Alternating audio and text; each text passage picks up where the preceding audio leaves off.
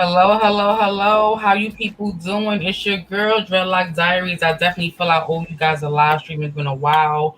And I want to talk about what now? 4 years into the Lock Journey game. I swear, I feel like it went super fast, but I remember everything. It reminds me, I want to do something called look backs year one, year two, year three, year four. As you guys have seen, I post a lot of short videos about year four, my journey thus far. So, let's get into it.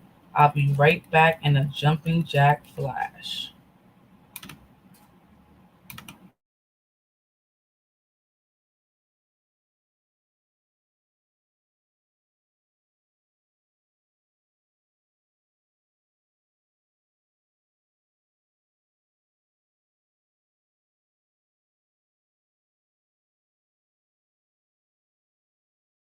Yes, so I am back. If you're new here, please hashtag your city, state, country. Let me know where you at, and I'll definitely chat you on future live streams. And because of that, I want to send a special shout out to Australia, California, and Brazil. Thank you guys so much for showing the girl from NYC some love, love. This is gonna be a short video, but I wanted to definitely do a live stream video. I wanted to talk about briefly now what 4 years later, what I've learned this entire live journey from beginning to end, what I can share for somebody who may need information like I felt I did. So jumping right into it, I'm gonna keep it short and sweet, but I'm gonna get into the details. For me, the thing I noticed was I'm talking about my goals first. I wanted to be locked. I wanted my hair to be long. I wanted to play with color. I wanted to do styles. I wanted to add jewelry and accessories, and I did all those things. But as I did all those things, I learned, I need to maintain healthy hair. So my new lock goal, now that I'm 4 years locked on a journey, is to maintain healthy hair. I definitely don't want to do all these different styles and have these chemicals and products in my hair and definitely have damaged, weak, horrible hair. I want to promote healthy, long, healthy hair. Period. Point blank. That's something I did when I had my dread I'm sorry, my afro, my loose natural stage, my afro stage. I definitely want to produce more content talk about healthy hair. So stay tuned for that. Year four going forward. I want to talk about all the lock products, treatments, services, techniques, DIYs you can do for your hair that can keep it healthy on a budget if necessary. In addition to that, I want to talk about, I've learned how to wash my hair, condition it, oil it, attempt to retwist it. I'm ready for the next level. Like I'm ready to learn how to do lock styles on my hair. That's something I cannot accomplish yet. So far on this goal, I definitely know how to retwist it. It's not perfect, but it's good enough. But my next goal on this life journey, 4 years moving forward, I want to learn lock styles so I can again learn how to wash, twist, and style my hair versus just washing and twisting my hair. There's a big difference because with styles, I can learn protective styles that can make my retwist last longer. And you guys out there in the lock community, your teenage lock, your adult locks, senior locks, you know exactly what I'm talking about.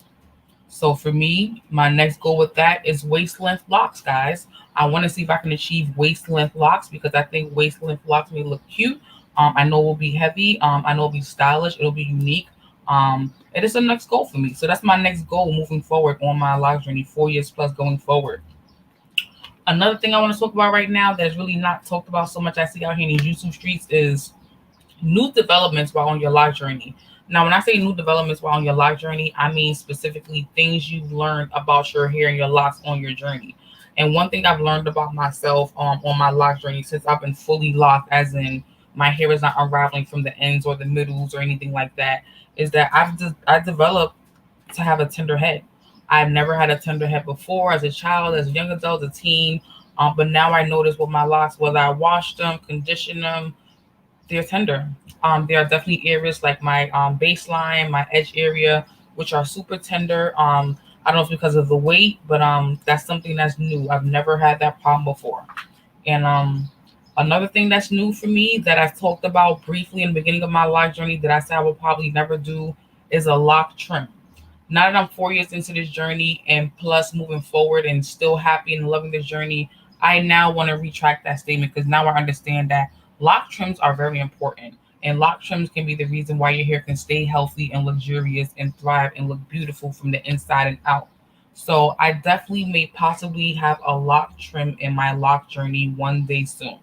And it will also be, to make sure my locks are even and look, nice to the sight the way I would like it. And if you know, you know. I've seen a lot of videos on people doing lock trims for different purposes. Most often it's seen for damaged hair, but it's a thing that may actually happen. Next thing I want to talk about is one of the cool products I purchased during my lock journey that I haven't used a lot, but whenever I remember to use it, I love using it. It is the scalp brush. I recently did a short video on my YouTube channel. You can definitely check it out. I'll link that video here to the end of this video, and you guys can see that. This scalp brush is amazing. It makes you feel like you're really cleaning your locks all the way from the surface and the skin, all the way throughout the entire end and mid root of the lock. For me, in the beginning of my life journey, I really didn't feel like I was really cleaning my hair when I was shampooing it. I didn't necessarily really feel that I was doing a really good cleaning to the point where I felt that it was like squeaky clean. I never ever felt like that. And maybe that's a secret I've never put out there in the world for YouTube. In the beginning of my life journey, when I learned how to wash my hair, I never really felt it was 100% clean. I never really felt like I got every individual lock.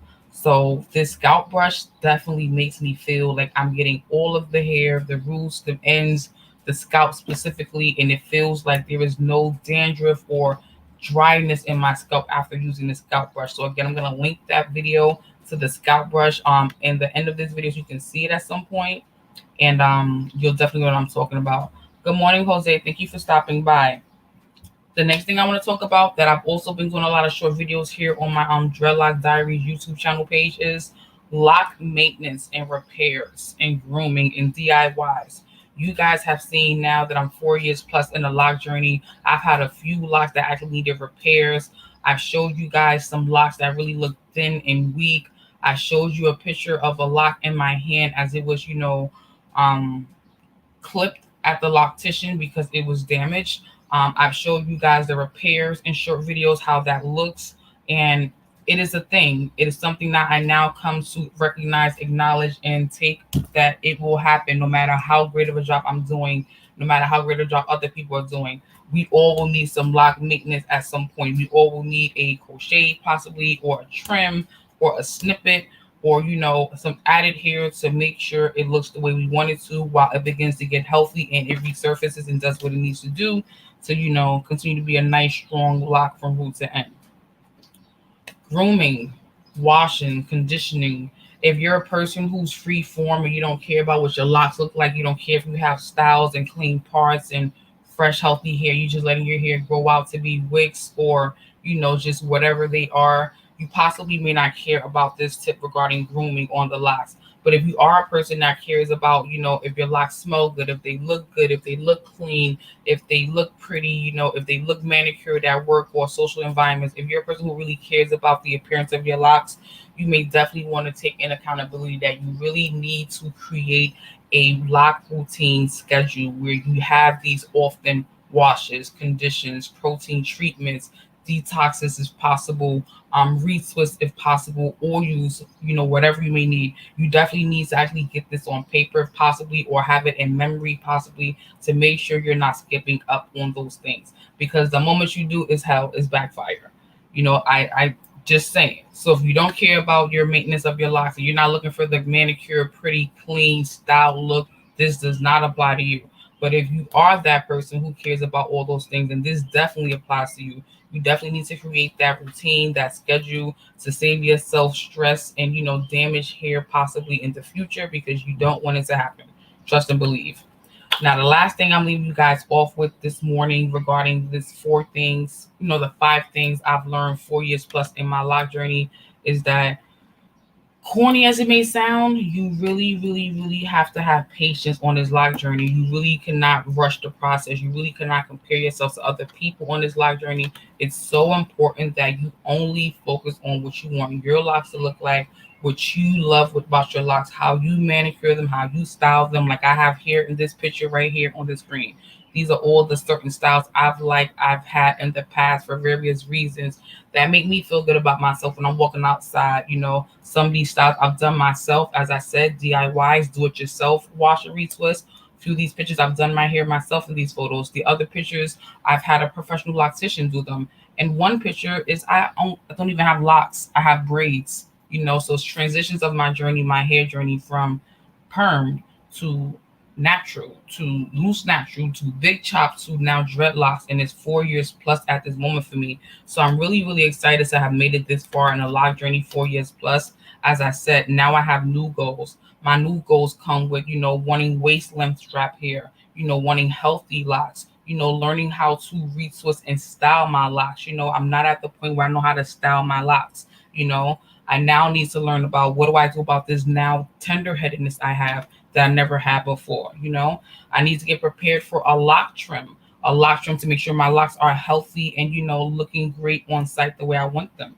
And I need to learn about additional products I may need to, make my process easier for me on my DIYs. Maybe there's a hood cap I can get when I'm washing my hair to get a more penetrated, roots to end scrub a dub, so to say. It's all in the mindset of, how serious you are about it. Last and but least, have patience with your hair. Don't overstyle your hair. Learn your hair. Don't be afraid to get up in that scalp, them roots, them ends, them tips. Feel your hair, touch it. See if one feels dry and one feels soft. See if one feels brittle and one feels silky. See if one feels like it's coming loose and one feels like it's not. See if there's buds in one and there's no buds in the other. See if one feels like it's shedding and one doesn't. Get to know them. Which parts of your head is soft? Which parts are the softer locks? Which parts are the rougher locks? Which parts are the bigger locks? Which parts are the skinnier locks? Which locks are the weaker locks?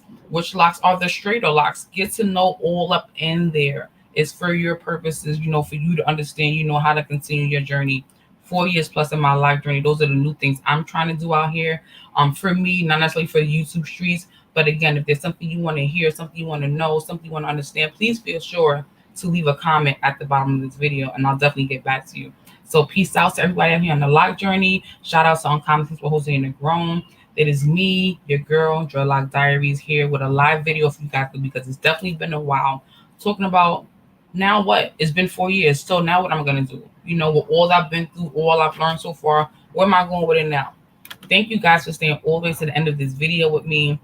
Peace out. Again, if you're new here, hashtag your city, state, town, or country. Let me know how you know me, how you came to come across this video. What did you like about this video? Suggestions for anything else I can do next time.